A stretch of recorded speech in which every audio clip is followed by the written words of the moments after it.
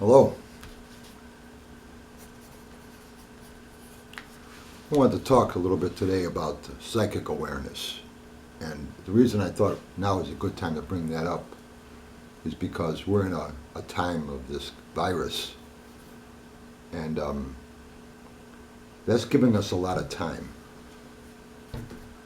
We have a lot of stress, but if you can put that aside during your day, you have a lot of time on your hands. So one good thing I think is going to come of this is we have time to think right now. And we usually don't have time to think. So we could sit now. And when you sit, you have time to think about things. And over the years, I would say that there's certain tendencies that I see with psychic awareness, how it works, with me anyway, how it works. And it's just like another part of any other time, frame of mind that you have. Certain times it's going to be sharp, and certain times it'll be more dull and down. Some days you're sharp, some days you're not. Fortunately, that doesn't really affect your readings if you're a reader. Sometimes your readings are very insightful, sometimes they're very intuitive, sometimes they're just very innovative. Sometimes they're a combination of all of that. But I will say that with me, my psychic awareness always peaks during the times of solitude.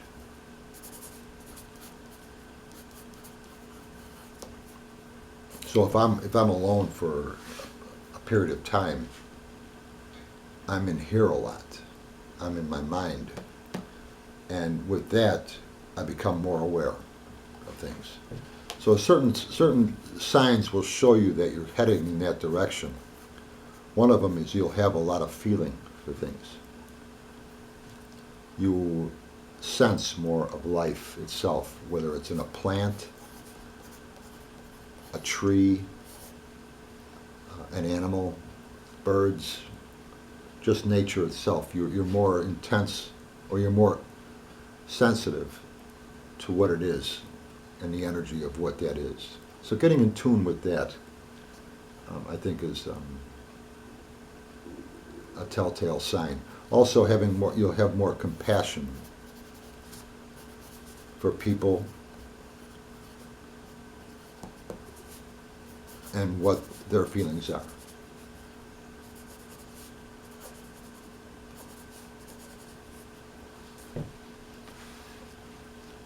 That's what I've noticed, anyway. And so when you're alone, you have time to think about things, and this is what'll start happening is you'll start to feel more about life, as far as what other life is feeling, and so you just feel more. You're not thinking more; you're feeling more.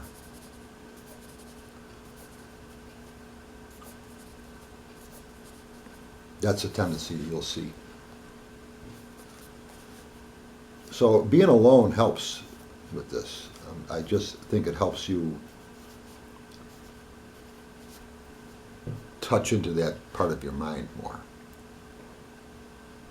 And if you do that, I think you'll start to feel more for things. And that's about the only way I could really put it. You're driving down the street, you see roadkill, it bothers you. You see a raccoon on the street or something like that. These things bother you, or before they didn't, you know.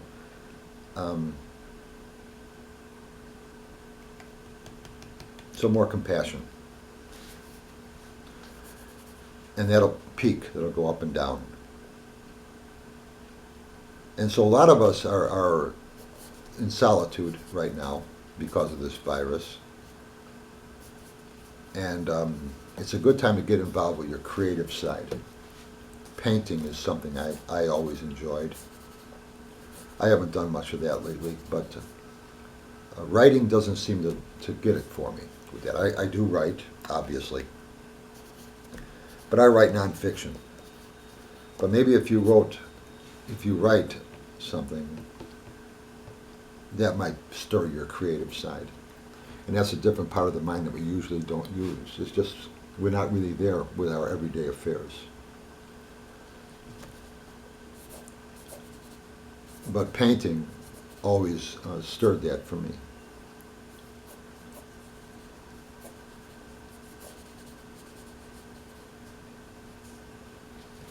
So if you're alone, you have time on your hands.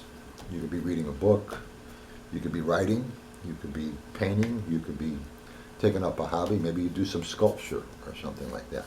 Something creative is good. You're reading about tarot cards, you're reading about mysticism and things like this.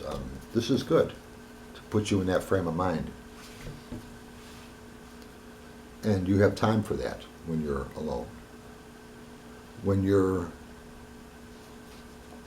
involved with other people, this gets put off to the wayside a little bit. So a real typical situation with that is, let's say you're alone, you're not involved with anybody, you're by yourself, and so you're spending your weekends just by yourself. And maybe you paint pictures or you do something crafty or creative in some way, and you're doing this stuff, and you're becoming, maybe you meditate, you're reading about mysticism and the tarot cards and things like this, and you're going to these places and finding out all this information by yourself, and you're spending a lot of time in here. You'll start to develop intuitive insight more. You might be seeing things. You might be sensing things. You might have, I mentioned astral projection, you might have out-of-body experiences. Your dreams might become more vivid.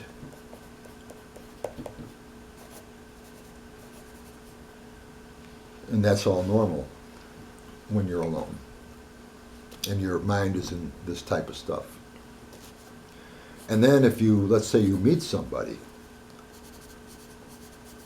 new relationship. A relationship will ground you, bam, right away. Relationships are magic. New relationship, you're getting to know each other, you're curious about each other, you want to know all about this person, you're very focused on having them in your life, in what you're doing during your day. You're going to the mall together, you're planning on having dinner tonight together, you're talking about life together, and you're getting to know each other. And all of this stuff just gets pushed off to the side. You become very grounded with that.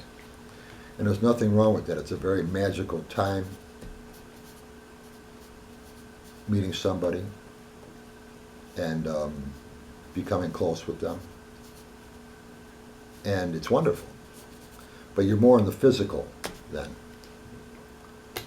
And you're spending your evenings sitting on the couch together, eating popcorn, watching a movie or something, and you're having a glass of wine, and you're spending time together, and you're getting close. And so it really grounds you. Maybe a new job would do that too. Some new focus in the physical world can really ground you and take you out of the clouds for a while, until that settles down, and then you get back into this sort of a balance between the two. But if you're alone, you can really get in there, up in the clouds, and you become very sensitive. So there's advantages and disadvantages to both sides there. And usually we're a blend between both. But because you have other things going on in your life, and those are distractions or interests that you have, and you have this type of stuff too. And when you're alone, you have more time to just focus on psychic awareness and development and things like that, and you become more receptive to it. And when you're involved in other things, it's more of a distraction. And so taking advantage of the fact that we are alone right now a lot, or you have a lot more time to be by ourselves, is a good time to focus on this type of stuff. A lot of people involved with tarot cards want to get involved with tarot cards also want to develop their intuitive side, their psychic awareness. And now is a good time for that because you have time. Another good way to develop your awareness is to pay attention to your dreams. A lot of people say, I don't dream. Well, you do dream. You just don't remember them. So when you go to bed at night, tell yourself, I'm going to remember my dreams. And what will happen during REM cycles is in the night you'll toss and turn after a dream. You might turn over or move a little bit. And what you're doing is you're waking up just a scotch. Just enough to spark in your head, oh wait a minute, I just had a dream, I got to remember this dream. And sit up, have a journal by your bed, write down some key words about that dream you just had, and the time of the night, maybe it was 1:15, the date, and the year. Because if you got a journal, it'll be more than 1 year. And then when you're having your coffee in the morning, take that journal out, try to look what you wrote, and try to remember that dream. In other words, try to recall your dreams, so you're thinking about them in your waking state. You don't have to analyze them; they don't have to mean anything. But listen to them. Basically, your dream set is like think of it like the high priestess in the tarot. Your subconscious, and your waking part of your mind is the magician. And so the high priestess is very shy here. Your dream side of your mind is a very shy part of you. You don't really know much about it. But if you're telling it, I'm willing to listen to what you got to say, it'll start talking to you. And you'll recall your dreams more. And pretty soon that side will start talking to you during your waking hours. And you're going to know things, and you're not going to know why you know them. Or you might see things, or might feel them, because this side of you is coming out now and talking to your consciousness.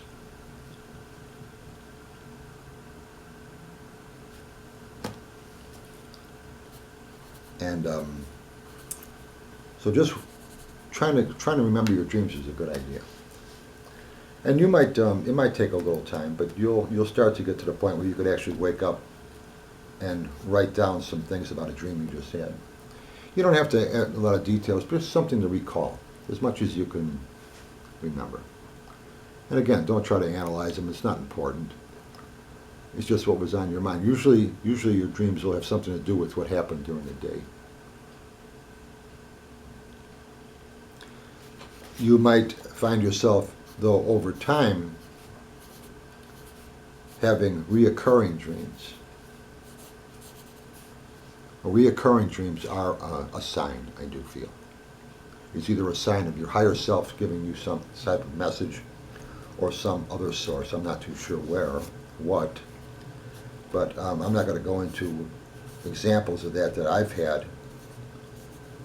But I have had situations where I've had reoccurring dreams, and I've understood what those were. They're usually a message about something that's part of your life to come. And you won't be able to figure it out at the time because it hasn't happened yet. But when it does happen, it's usually a big thing, like a change in your life. And when it does happen, you'll be able to figure out that dream then and say, okay, this is what that was, because now it's here. So they do have some, and I'm not somebody who really believes in fate, but I will have to say, I wonder sometimes, because I've had reoccurring dreams that have come that I had no idea what they were about, couldn't figure them out, And then later on in life, they were there.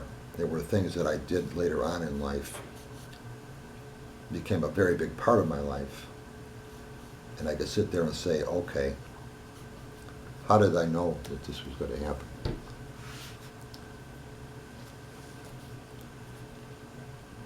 I also mentioned astral projection. Out-of-body experiences. You can, if you have time in the morning, instead of having an alarm clock waking you up because you got to get to work, you have now the time to just lay there in bed and gradually wake up. And I think that's a good thing to have, because now you can stay in alpha brainwave for a while. Alpha is when you're not asleep and you're not awake. You're between both. So instead of getting jolted out of bed with an alarm clock, now you're gradually waking up. And you go to sleep the same way. When you go to sleep at night, you go from beta, consciousness, brainwave, to alpha, which is you're not really awake and you're not really asleep. And then you go into theta and delta, which are deeper, that's sleep. When you're in alpha, that's when you astral project, because you're taking your consciousness with you, and that's what you have to be in alpha to do that. You're not awake, you're not asleep. A lot of people listening to this probably have had astral projection, out-of-body experiences. Sometimes you might be laying there in bed, you have to go to the bathroom, you're sleeping. So you dream you're going to the bathroom, but you're conscious too. And you'll get up and you get out of bed and you're walking out of the room, and you look back and you see yourself laying in bed, and it scares the hell out of you. You think, I got to get back in there. That's the typical thing that happens. Oh, if you want to try to astral projection, try to develop that. I think, like I said, there was a lot of, I said in another video, there's a lot of material out there on it. If I remember what I've read in the past, is that the one thing I think is important is you try to land on your back when you go to sleep at night, because you come out through the front. And I sleep on my stomach, so I'm the opposite. I sleep on my stomach or my sides. I don't lay on my back. But if I get up in the middle of the night, or I might toss and turn during the night, I might end up on my back, and then I might have a projection. And maybe that's why with me it's not voluntary. But I do have them, and I know what they are when I do have them. So, one telltale sign with a projection that I think I can tell you right up quickly here is that when you're laying there, you're awake. You might think of it as a strong dream. And you're laying there in bed, and you know you're in bed, and you'll feel a current going through your body, like an electrical current. It doesn't hurt, it's not uncomfortable, but it's very coarse. You'll feel this wave going through you. And you're conscious of this feeling. It's a vibration. And what that is your astral body separating from your physical. So if you're laying in bed and you're dreaming very strongly, or you feel like you're awake, and you're feeling this sensation going through you, you're in alpha and you are projecting, or you're ready to project. And what you do with that, anything you think about when you're in that state will be. That's how you travel. You just think, I'm going to raise up, and you'll raise up. I'm going to go that way, I'll go that way. You fly like a ghost. So you just think about that vibration and just play with it and try to get it to fine-tune from a coarse vibration to a hum, to a fine-tuned hum. And when it gets to that hum, it just takes a second or so. Just think of it course, and fine tuning down. And when it gets to that hum, you'll just float right out of yourself.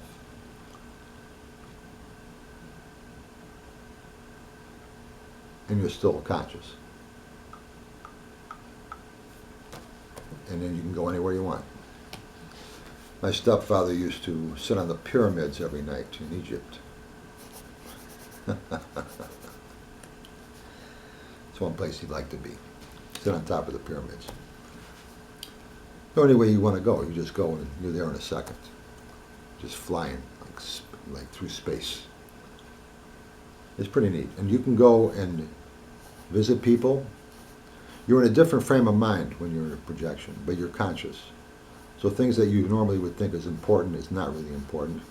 You have an awareness that everything is wonderful. It's like a near-death experience. And everything's perfect. Everything's okay. And it's a nice feeling. But anyway, taking advantage of this time we're in right now, we're all just shut down, everything's shut down, society's shut down. You have a lot of free time. And you're not being jolted out of bed because you have to get to work. And it's just a good time to try to take advantage of this to develop this part of you. Because now you have this rare opportunity to, you have time to think. And I would say that this is a good time to take advantage of that. And it's very easy to sit there and just stress out about the pressures that this type of situation puts on us all. They're there. They're not going away. But with that, you could also have some good come out of this too. So maybe with the world having this time to think, we'll come up with some new values and some new ways of thinking, and maybe even develop our intuitive side a little bit more than we did before.